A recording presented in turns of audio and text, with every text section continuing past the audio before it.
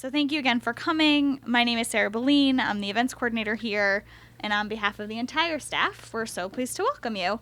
And I'm so pleased to welcome Neil Irwin tonight to talk about his new book, The Alchemists, 3 Central Bankers and a World on Fire. The book traces the origins of central banking, the 17th century Stockholm, and from there, Neil works his way to 2008, giving a view of the crucial role played by the leaders of the U.S. Federal Reserve, the Bank of England, and the European Central Bank. As many of you know, I'm sure, Neil is a Washington Post columnist and the economics editor of Wonkblog, the Post site for policy, news, and analysis. And as the beat reporter for the Post covering the economics and the Federal Reserve from 2007-2012, he led the coverage of the financial crisis, the recession, and the government's response. So thank you again so much for coming. Please join me in welcoming Neil Irwin to Politics Prose. Good evening, everybody. Thanks so much for coming. So this is been an interesting 6 years for me because on August 16th, 2007, I started work at the Washington Post as the Federal Reserve beat reporter. Now that feels like a very different era, and it turns out a week before I started, there were a bunch of events that took place that I didn't know about at the time that formed the introduction and the opening pages of this book. So what was happening on August 9th, 2007, a week before I started covering the Fed? Well, a man named Jean-Claude Trichet woke up in Saint-Malo, France, in his little vacation house on the Breton coast of France. It was his vacation. He was the president of the European Central Bank. He was in charge of the central bank, the institution in charge of the euro currency. And the phone rang before breakfast, and it was his colleague in Frankfurt telling him, we have a problem, Jean-Claude. It turns out there had been these fissures in the banking system in Europe for weeks and weeks before that, and they had started to explode, essentially. And what was happening is the banks had lost faith in their ability to trust each other, to lend each other money, and for centuries it's been the job of central banks to be the lender of last resort. When they don't trust each other, the central bank steps in and offers loans and will lend when no one else will. So the question was, all right, it's August 2007. Are we going to play that role today in Europe? And Jean-Claude Trichet called a conference call of his colleagues who are spread across different vacation villas in Europe, from Italy to Greece to all over the place. It turns out it's very inconvenient in a crisis when everyone takes the entire month of August on vacation. But thanks to cell phones and the internet, they were able to come together and have a conference call and make the decision that they would indeed inject what became 95 billion euros into the European banking system on the fly, on the phone. That same day, August 9th, 2007, Ben Bernanke woke up in his house in Capitol Hill. The Federal Reserve Police, which it is nice to have your own police force, by the way. You can ignore lots of speeding laws. They drove him to have breakfast at 7:30 in the morning with Hank Paulson, the Treasury Secretary. Ben Bernanke ate oatmeal. He only found out about what the Europeans were up to, even with the time zones. That was all happening before he was even awake. But he learned about what the Europeans were up to, I found out, in an email that he got at 7:16 a.m. So he was in the car on the way to the Treasury to have breakfast with Hank Paulson. And he got an email from a man named David Skidmore, who works in the Federal Reserve press office. So not the markets desk, not Jean-Claude Trichet himself, but the press guy, which is a little odd. And the email said this. It said, apparently Deutsche Bank had 2 money market funds fail, and the ECB is making tender offers for dollar-denominated assets. Glenn Somerville of Reuters, who I've been talking to, is heading to the Treasury press room early. So to make clear what that means is the chairman of the Federal Reserve was learning about this very first step in the global crisis, not through the official channels, but from a Reuters reporter who had heard rumors from his colleagues over in Europe that this thing was happening, and told the Fed press guy to ask what was going on. And the Fed press guy emailed Ben Bernanke, and that's how Ben Bernanke learned of this. And not only that, it was all garbled. None of that was quite right. It was 3 funds, not 2. It was BNP Paribas, not Deutsche Bank. It was euro-denominated loans, not dollar-denominated loans. But anyway, by 7:16 in the morning, Ben Bernanke had an email through which he understood what was going on. Now, there's a third man who is the other guy on the cover of this book, who is one of the central bankers who has guided the world through these palpitations over the last several years. His name is Mervyn King. Mervyn King is and was the governor of the Bank of England, And Mervyn King also had a day of leisure planned. He was going to the Kennington Oval to watch cricket in London. So he had a car take him from his apartment in Notting Hill to South London to the Kennington Oval to watch cricket. It was England was playing India. And I'm not even going to try. I had a friend who knows about cricket help me get the language right in the book as to what happened on the cricket field that day. But I don't understand cricket, so I'm not going to try to repeat any of that now. England lost, however, I know that much. Anyway, Mervyn King had Mervyn King was he had told his office, I need the day off. Don't call me. And this was August 2007. This wasn't an era of crisis. So they were sitting around at the Bank of England wondering, okay, does this count as a big enough deal to call him and interrupt him when he's at the cricket match? Now, they pretty quickly decided, yes, it is. And so it's not as if he was out of touch for any long period of time. But anyway, so whereas in Europe, you have the Europeans rushing to push money into the European banking system. In the U.S., you have Ben Bernanke, who, once he figures out what's going on, is pretty darn worried. And the Fed spends the day trying to gather information and figure out what they can do to keep the U.S. banks and the U.S. money markets functioning. Mervyn King was somewhat more dismissive. He thought the Europeans were overreacting, panicking a little bit. He thought the bankers had been spending years and years making bad bets, and this was their comeuppance. And so he was more inclined to step back and let them deal with the pain from their own mistakes. So that's the day of August 9th, 2007 that I've pieced together that forms the introduction to this book. I'll do one more little quick thing before I explain what the overall thing I'm trying to do here and what the overall themes are. About a year after that, in September of 2008, we had a lot of bad stuff had happened. The U.S. had entered a recession. We now know December 2007. There was the Bear Stearns bailout in March of 2008. As the summer went on, Fannie Mae and Freddie Mac got in big trouble, and eventually the first week of September, they were essentially rescued by the government, put under government control. It had been a long year, and on Sunday, September 14th, 2008, I had been covering it all for the Washington Post and trying to understand every weekend this new credit facility and this thing that Hank Paulson was doing. There was a cartoon in the Financial Times around this time saying, "Please, Hank, take a weekend off." Hank did not take the weekend off, however, and Sunday the 14th, I had been working for about 3 weeks straight. I hadn't had a day off, so I wanted to watch some football, and I went to a bar and a little place on 14th Street called Bar Pilar, trying to watch the Redskins Saints game. And I got a beer, and it was so relaxing, and it was a good moment, or I thought it was. Then I got an email from a source at the Federal Reserve, and it said, "Are you in the office?"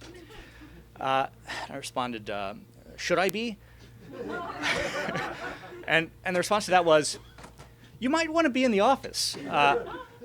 And I responded, can it wait till halftime? And the response was, "You might want to be in the office." So I paid my tab and left the beer and went into the office. And that, of course, was the day that Lehman Brothers was allowed to go bankrupt. Bank of America bought Merrill Lynch. Everything that we know that's happened since then really started that day. And that set in, after not having a day off for a couple weeks, it then became a couple months. And it was a very difficult fall of 2008. All of which brings me to what I've tried to do with this book and the story I've tried to tell. Now, this stuff about the crisis, about what happened in the fall of 2008, and subprime mortgages, and Bear Stearns, and Lehman Brothers, AIG, there have been a lot of books and a lot of efforts to deconstruct that period and tell that crisis. There's Too Big to Fail and In Fed We Trust, and some excellent books on the crisis. But as I've covered this for the years since then, I've realized that really was only the starting point of a really bigger story. And that's this long arc of a crisis that began with U.S. subprime mortgages and people taking out loans on houses in Florida and Arizona that they couldn't afford, to something that was truly global and truly a force that's remade our economic world. It bent, it warped, it spread. It started in the financial markets. It would go to the banking system and then to the real economy and then back again. It would then end up in the market for Greek government bonds, for example. It would go from the U.S. to Europe. It would hopscotch across the Atlantic. And again, it spread in ways that no one really imagined. So this is a story that I've tried to tell, which goes from subprime mortgages to Lehman Brothers to Irish banks to Greek government bonds to threatening this entire idea of European unity, and has left us in the United States with 5 years of an economy that's just well below what it ought to be, and very high unemployment and a lot of human misery that's caused in the U.S. Now, again and again, it was also, as in this sprawling global story, it was one group of people who were the first responders, and that is the global central bankers. It's amazing how repetitive this idea is that when things are spiraling out of control, that there's a panic, that it's the central bankers who responded on a scale and with a speed that was commensurate with the problem. No one else had the power to overnight or over the course of a few hours come up with a plan to deploy hundreds of billions, trillions of dollars, euros, pounds to combat this thing that was a crisis of confidence in the entire global financial system. I did a lot of reporting. I went to a lot of places. I was in 27 cities in 11 different countries. And as I tried to report out this story of how the global central bankers have grappled with and responded to this spiraling, spreading panic, I found that there's a bigger story here about this unique bond they share, and how even though these central bankers, they all come from different temperaments, backgrounds, different kinds of education, different kinds of ways of doing things, they do have this special, unique bond that they share, and that's another aspect of this saga of the last several years I want to tell. They do a job that most people don't understand. They do it in secret. They're unelected. They don't have the endorsement of the American people or the German people or the British people in an explicit way. They're appointees. They wield this power that is really uncanny. When there was this moment during the dark crisis days when Ben Bernanke and Hank Paulson went to Capitol Hill to explain that they were bailing out AIG, and he said, Bernanke told the congressman, we're lending them $85 billion. And Barney Frank says to Ben Bernanke, you have $85 billion? And Ben Bernanke says, I have $800 billion, which is the size of the Fed balance sheet at the time. Now, here's what Ben Bernanke didn't say that night. He can make his balance sheet as big as the Federal Open Market Committee wants. So really, he doesn't have $800 billion. He has, currently $3 trillion and counting on the Federal Reserve balance sheet. Now, it's a remarkable power that I think many of us, even those of us who have studied a lot of economics and spent a lot of time covering these things, didn't fully understand at the start of this crisis, and we've seen how much this power has expanded and evolved as the situation has. Anyway, but the central bankers among themselves, they have these bonds of trust. They really view themselves as having a common purpose of trying to work together to make the world a more prosperous place, to protect the global economy and the global financial system. They actually they see each other quite a lot. One of the central bankers told me he sometimes feels like he sees the other central bankers more often than he sees his wife. 6 times a year in Basel, Switzerland, they meet for these 2 days of meetings where they debate and discuss all the things going on in the global economy. There's a very exclusive dinner that happens on the 18th floor of the Bank for International Settlements in Basel, overlooking France on one side, Germany on the other, Switzerland on the other. And they drink very good wine. They have Burgundy and Bordeaux. The joke is they call it Grand Cru BIS. And this is, I think, the world's most intimate dinner party, or most exclusive dinner party. This is where the heads of the major developed countries' central banks, plus since 2009, the Chinese, the Indians, the Mexicans, and the Brazilians are there as well, and try and understand each other, where they're coming from, where their differences are. They make these important decisions when they're not fully sober? These aren't decision-making meetings. This is the social hour of the 2 days of meetings. But yes, the point's taken. So what does that mean in practice? This kind of bonds of unity and this sense of common purpose they share. I'll just give one specific example that I don't think a lot of Americans understand or are aware of. There was actually, if you go over to Europe and talk to people in the financial community, there is a surprisingly important part of why the European economy is not in worse shape than it is. It's called swap lines. So starting in late 2007 and then expanded a lot in late 2008 and a few more times since then, the Federal Reserve has done arrangements with the other global central banks called swap lines, in which, so if you're the European Central Bank or the Swiss or the Swedish Central Bank, you go to the Fed and say, okay, my banks are telling me they need dollars. So German banks, French banks, Dutch banks, they had a lot of mortgage-backed securities from the U.S. on their balance sheet. They suddenly had these dollar assets, but they couldn't get dollar on the interbank markets, so they didn't have dollar funding. They need dollars to match these assets on their books. The ECB doesn't have dollars. They go to the Fed and say, I need $10 billion. The Fed says, okay, well, you give us $10 billion worth of euros. We give you the dollars. We have a contract. We unwind it in 90 days. You pay us interest. And then you can loan those $10 billion out to your banks as you, according to your lending standards and credit standards, make sure you're satisfied. And then in 90 days, we'll unwind the whole thing and we'll be back to where we started. Now, at the peak of this lending, the total added up to $580 billion of U.S. taxpayer money at the Federal Reserve that was ultimately swapped with foreign central banks all over Europe and a little bit in Japan. This is one of these things that, now look, the Fed had all kinds of legal protections, all kinds of reasons it wasn't really risking that it would lose any money. Part of it was just this, these legal protections, but they also had this trust and this sense that these are community central bankers. They would never, there would never be any question that these are completely safe loans because they are the ones ultimately guaranteeing them. And that sense of common bond is part of the reason the European banking system held together, even as it had all these crummy mortgage bonds on their balance sheets. Now, I've presented this, and I realize it sounds like I'm saying this is all a good thing, and that they saved the world, and I think in some ways they did, but I think it's come at a great cost, and it's come at a great cost in terms of democratic principles, transparency, and all the things that most of us hold dear. It's really troubling in a lot of ways that over and over it's been these unelected officials who have been the ones using their powers to deploy these trillions of dollars and pounds and euros to defend the global financial system. And I think it has to concern anyone who really believes that the people deploying money on our behalf should be people who we elected. So it's certainly something that's troubling. It's also kind of an unfortunate byproduct of the fact that Congresses and parliaments tend to move a lot more slowly than financial crises do, which is how we ended up in this.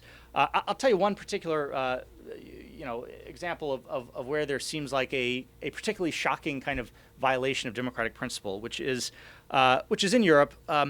So the ECB, the European Central Bank, has played a pretty important role in, more than pretty important role in solving the European crisis that started with Greece, has included Portugal, Ireland, Spain, Italy. Now the ECB, as one of the first responders in this Eurozone crisis, has actually become part of what they call the Troika. It's with the International Monetary Fund, the European Commission, and the ECB.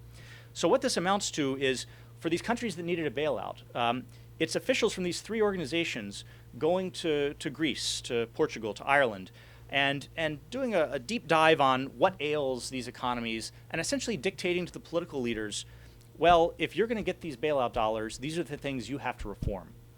So think about this for a minute.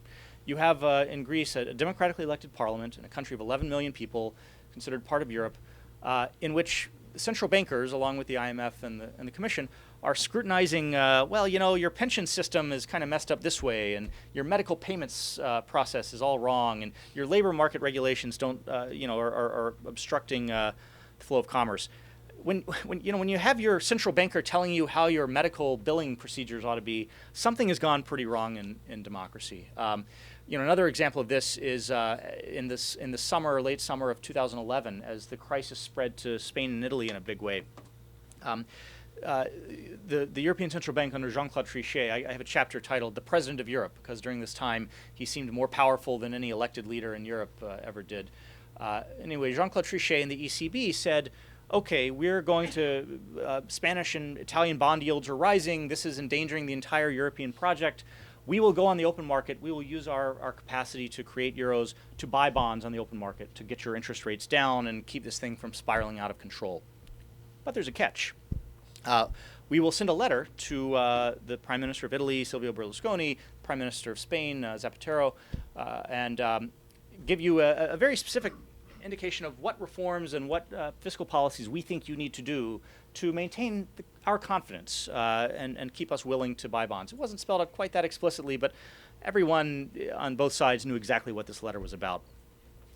So Berlusconi, who of course is this bombastic character who has bunga parties and is mixed up in all kinds of nasty business, he initially said, "Oh yes, we're doing the reforms that are called for in this letter that was supposed to be confidential, but it leaked to an Italian paper pretty quickly. We're doing all of this, and the ECB, sure enough, goes on the bond market and starts buying bonds, and Italian borrowing costs, Italian yields fall. Everything seems to be going okay. And Berlusconi is thinking, maybe raising taxes on people, on all of my friends, maybe that's not the thing to do. Maybe we'll backtrack a little bit. It's amazing how quickly you can get from those public statements to somehow the trading desks, the ECB, did not see as much appetite for Italian bonds. And so they pulled back a little and stopped buying Italian bonds, and suddenly those yields rise again. And it was almost kind of a cat and mouse game in which the ECB is kind of dangling these goodies in exchange for the democratically elected Italian government, for all its faults, doing or not doing the things that the ECB sees as being needed. As I say, it's troubling if you believe in democracy, transparency, all these good things. And I think that is one of the legacies of this period that we'll all have to grapple with in the years ahead, is how much power are we truly comfortable with being in the hands of these institutions, and how much change should we have to avoid getting in these situations again. I'll finish there. One final thing that is worth knowing about the book and the story it tries to tell. I figured out very quickly as I was trying to piece together this overarching story of the last 6 years. You couldn't really tell the story of what Ben Bernanke and Jean-Claude Trichet and Mervyn King have been doing without understanding the history from which they were going off. And so I spend the first 100 pages of the book giving you a very quick, rapid tour through the history of central banking, and essentially trying to understand and explain how these guys came to exercise so much authority over the world, over the global economy in the first place. And it is very much a story filled with errors. There are plenty of mistakes, some of them very costly for mankind and for the world. The very first central banker in Europe was a man named Johann Palmstruck in Sweden in the 1650s and 60s, who essentially brought paper money to Europe. He was the first to invent paper money instead of heavy, in their case, copper plates that were their money. Now, there was a run on his bank, and it failed, and everybody lost their money, and they had a giant depression, and Johann Palmstruck was sentenced to death. And it did not end well for the first central banker. I would like to think that these guys, for all their mistakes and faults and problems, I'd like to think they'll have a better retirement than he did. But that's kind of a strange story. The real moment, the real episode in the history of central banking that captures what is at stake and why what these people do, why it matters so much, is the interwar period. First with the hyperinflation of Weimar Germany in the early 1920s. A man named Rudolf von Havenstein was I argue, the worst central banker in history, printing money on such vast scale you needed a wheelbarrow full of cash to buy your groceries. And then a few years later, the central bankers of the early 1930s, who they lacked a common understanding, a sense of common purpose, and they allowed what should have been a U.S. stock market crash of the kind that happens every once in a while and shouldn't be that big a deal.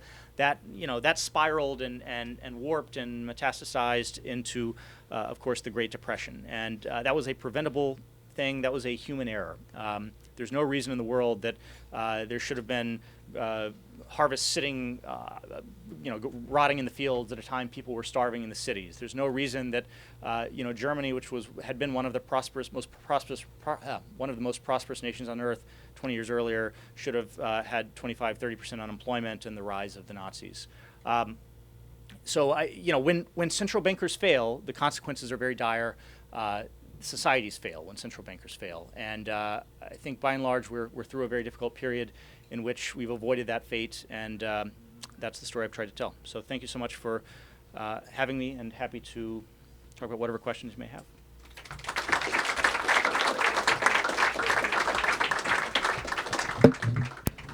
Thank you. I'm looking forward to reading the book. Do you talk about the fact that it seems like the European central bankers have gone one way and Bernanke has gone the other? That the European bankers are telling their countries that they have to take austerity fiscal measures, and Bernanke is pumping out cash because Congress won't take stimulative fiscal measures. Congress is doing the austerity Bernanke doesn't really agree with, and the central bankers in Europe are insisting on fiscal austerity when the countries are responding that that's exactly the wrong thing to do. Yeah, I think there's a real divide. As I say, look, these guys, they collaborate, they know each other well, they understand each other's ideas, but there really is a pretty stark difference in economic viewpoint right now between the bulk of the Europeans and Ben Bernanke and most of his colleagues at the Fed. And it's just as you say. The ECB has not merely encouraged fiscal austerity, but actually actively demanded it through the bailout programs in a number of countries. In ways that, and some, look, Greece had such debt levels that there were no good outcomes for Greece. But some of these other countries, Spain came into this with very low debt, very low deficits. It was they were fiscally responsible before the crisis, and the kind of pain of deflation, internal depreciation, they call it, having to have wages fall and have internal deflation. It's very challenging for these European countries. In the U.S., it's a different context, but also Ben Bernanke has a different set of economic view of the economy. He's a Republican. He was appointed by George W. Bush, but he fundamentally has a kind of American Keynesian view that yes, you can't have enormous deficits forever, and you have to keep an eye on deficit levels, but you don't want to pull back too fast, especially in a recession, because the consequences, it can actually be counterproductive. This is just a difference of economic theory, and it's having real consequences on the two sides of the Atlantic. Thank you. My question is on the same subject. I think what the Troika is doing is going to a country and tell them to get money, you have to do 1, 2, 3, 4, 5. And what the result of those measures has been, shrink the economy, increased unemployment, and there is no way they'll ever be able to pay the debt. Then they say, okay, we're going to extend now the time, give you more time to pay. That means more interest to be paid. I can't see a way out for countries like Greece, Portugal, I don't know about Spain and Italy. This is a vicious circle. They are destroying these countries. The economy of the countries, the morale of the people, they are creating resentment. As you know, probably in Greece, people are going around with putting mustaches on the picture of Merkel and creating and saying, well, by the way, you guys killed 500,000 Greeks during the Second World War. Maybe you should give us some money.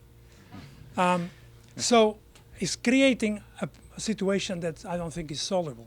And then when they issue bonds, the rates are very high, because there are two agencies, by the way, they are in the United States, Moody and Standard and S&P, who are basically crooks.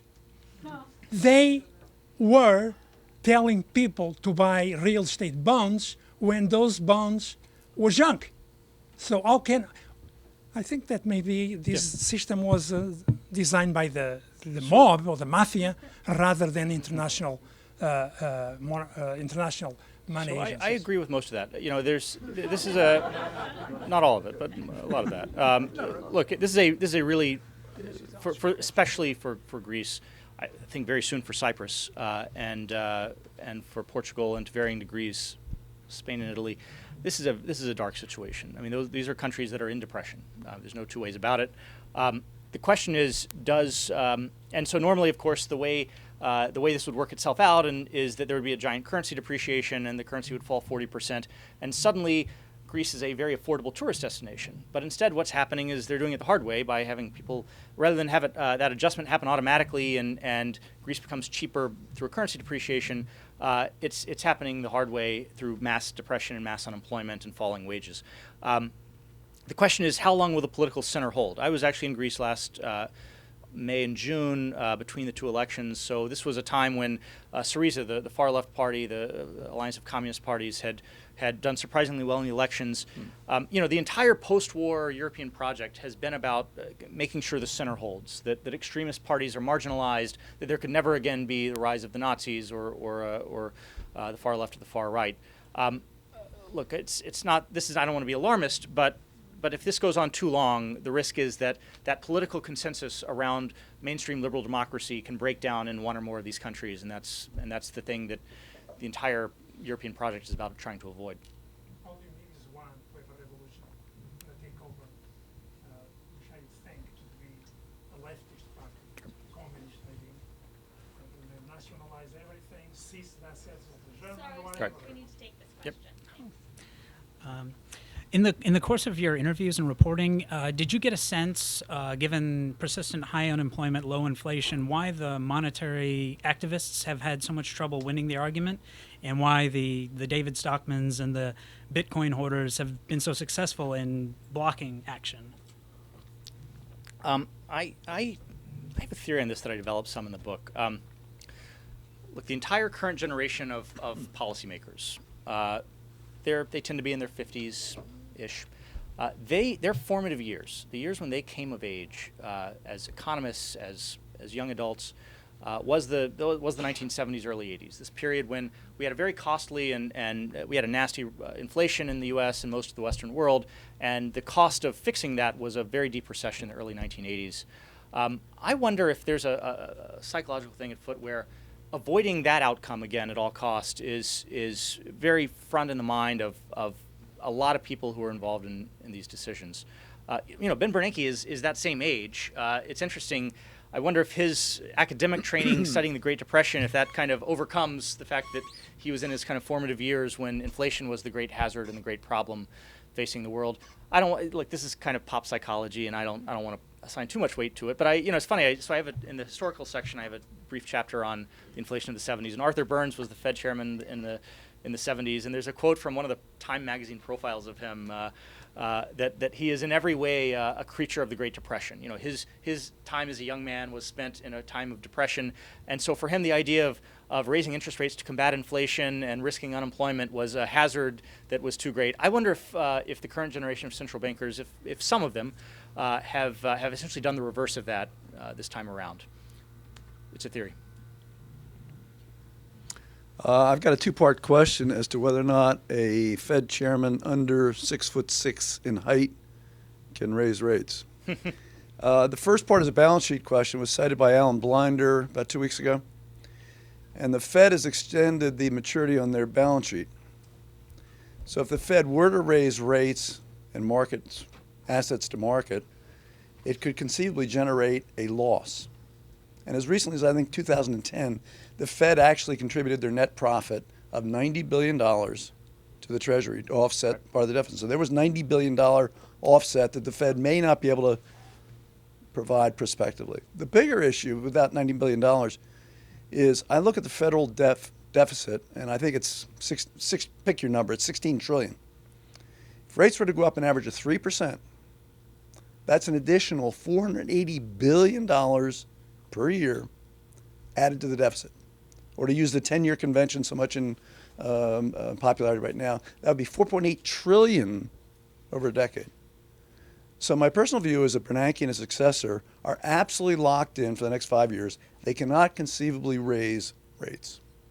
So for those who aren't immersed in this stuff, so here's the first point. So what the Fed has done is by buying, it's printed money to buy something like $3 trillion in bonds. Those are on its balance sheet. The Fed returns its profits to the Treasury, to the government. So the Fed has these $3 trillion in bonds. Those pay interest. That's income that then gets returned to the U.S. Treasury. It was $90 billion last year. Record profits. That's the most profitable bank in all the land. What the point is, and it's completely accurate, is that over time, as they exit from that will wither down possibly to a loss, or certainly to very possibly to zero. And so the question is, will there be this political pressure? And the related point is, if interest rates rise, it's much more costly for the U.S. government to run the large debt that we've incurred. So the risk for all of us, for the Fed, but also for American citizens, is that this creates a political pressure on the central bank, on the Fed, to not raise interest rates because suddenly they're not able to funnel as much money to the Treasury, and it's making it trickier, it's making it harder for Congress to finance the debt. I would not be at all surprised if that political pressure arose.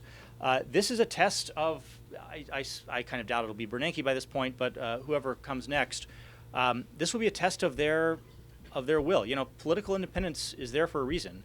And a enormous part of the reason is so that if we get to an economy where inflation is a risk, they raise interest rates, even though it makes Congress's life hard and makes tough.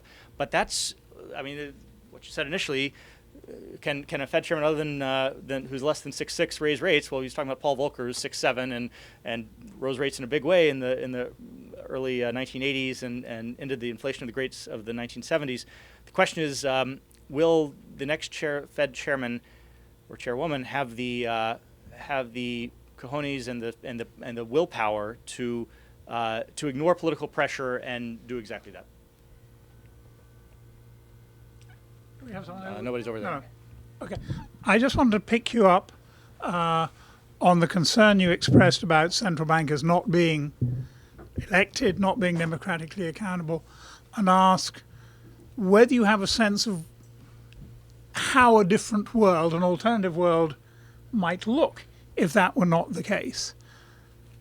Founding fathers themselves accept we need some people who are not elected to keep an eye on the politicians, as in the Supreme Court.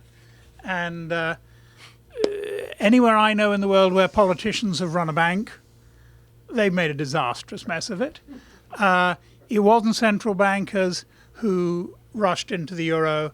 It wasn't central bankers who lied through their teeth to get Greece into the euro and packed the Greek public service with political hacks.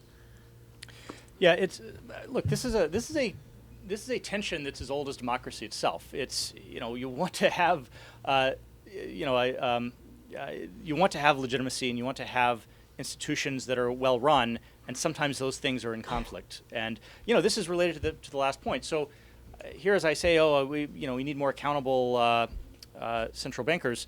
Well, that's going to make it that much harder once we get to a point where they're doing exit and there's inflation risk. It'll be that much harder if they didn't have that political independence than if they did.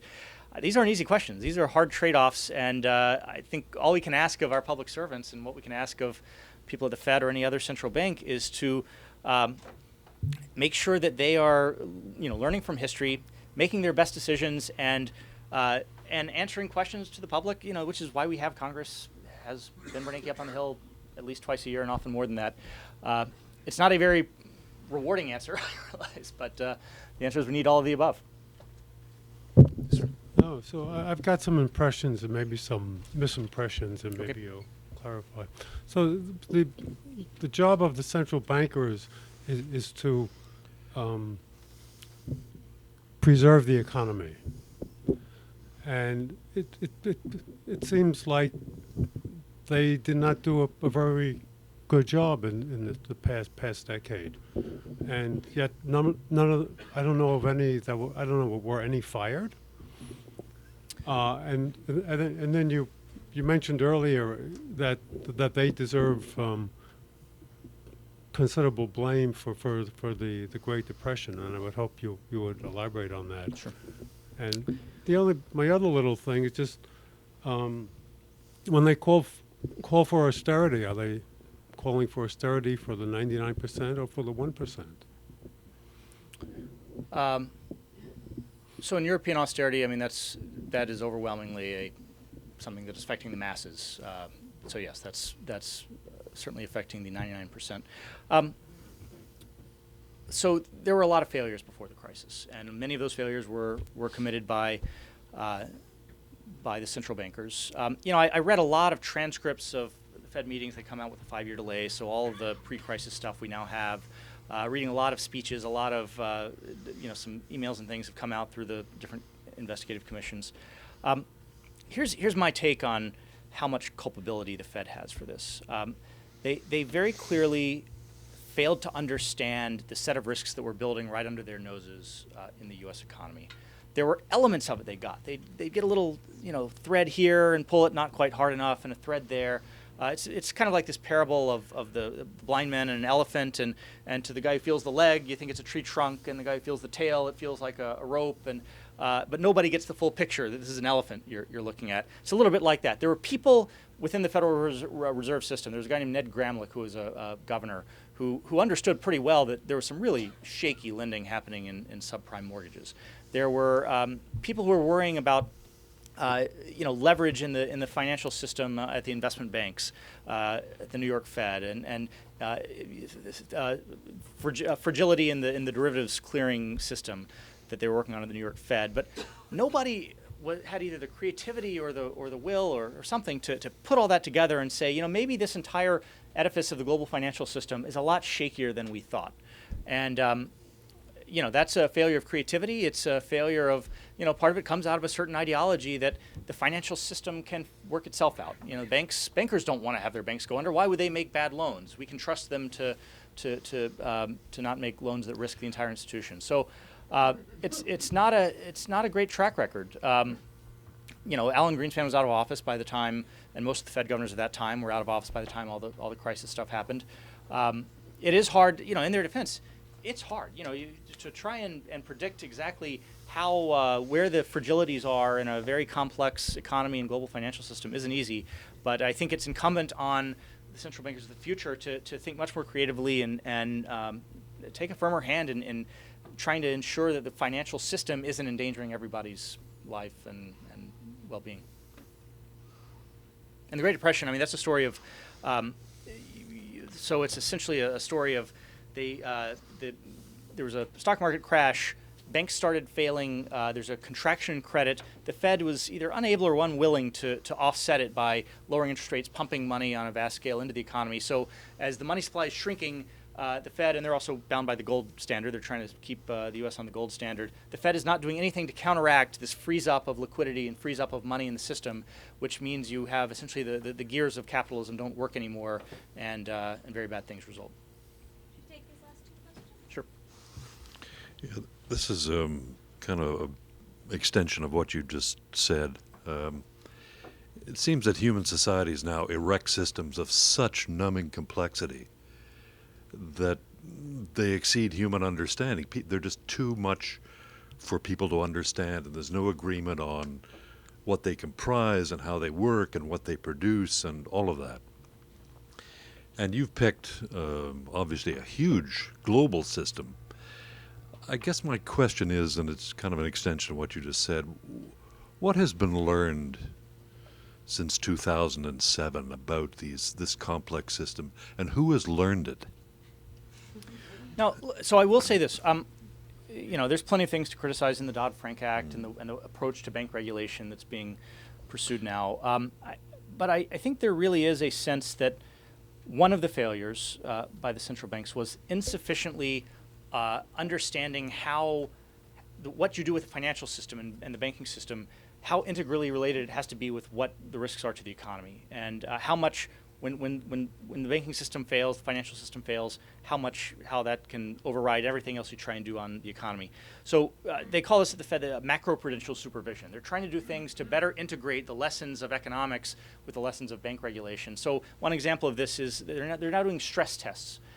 So if you're a big bank, your regulators once a year are saying, okay, let's run some analysis, and let's say we had a pretty bad recession, 10% unemployment, housing prices fall 15%. Would you be well capitalized? Could you ride that out without collapsing and endangering people's savings and endangering the economy? And you measure that. You take each individual loan portfolio, and okay, well, this many mortgages would go bad under this scenario, and that's the kind of thing they never did before. This is a kind of trying to think more broadly about what kinds of risks exist in finance. That said, I don't think anybody knows whether that's going to be enough, whether that's figuring it out. There's a case to be made for simplicity. Just set capital requirements that are through the roof and tell banks, I know this means your shareholders won't make as much money. I know your bonus won't be very big, but it's essentially that idea would be making banks more of a public utility. If you have Pepco as your provider, maybe that's not the best example, but that would be one approach to go. The banks would scream bloody murder if they try and go that direction. I have two related questions, I think. One is the the austerity prescriptions you discuss are basically the same as the ones the IMF puts out, another arguably non-democratic institution, maybe slightly more so. But and I wonder what is the relationship between the European Central Bank and the IMF, which also does lending. Are countries playing them off against each other, or are they double teaming? And second, the question a lot of people are asking, can the Eurozone survive, basically? And isn't it likely, why doesn't Greece, for instance, drop out of the Eurozone? So it's interesting. I did a good bit of reporting on how within the Troika, the ECB, the IMF, the European Commission, how it worked in practice. particularly in Greece, a little bit in Ireland. And one thing I heard over and over from the people who are on the other side of the table negotiating with them is that they managed a united front pretty effectively. So the way they did it, in Greece, they were staying in the Hilton, all the Troika members. At times, this would be 50 people. This would be people from the three organizations, 50, 60 people at times. They'd be on a mission for 2-3 weeks. And, every night in a suite up on a high floor of the Hilton, the head of each delegation would meet just the three of them, and they'd eat some dinner and talk over what they were going to do the next day and what their negotiating strategy was. So they did a pretty good job of maintaining a united front within these meetings. Now there are some distinctions. It's interesting. The IMF, we think of it as the IMF are the austerity people. In fact, in the early phases of this, they were more cautious and worried about the impact of premature austerity in these countries than the ECB and the Commission were. So. Where there are fault lines, they're not always what you might expect. So that's kind of how that worked. Look, is the Eurozone going to stay together? I've gone 180 or 360 degrees over the last couple of years because if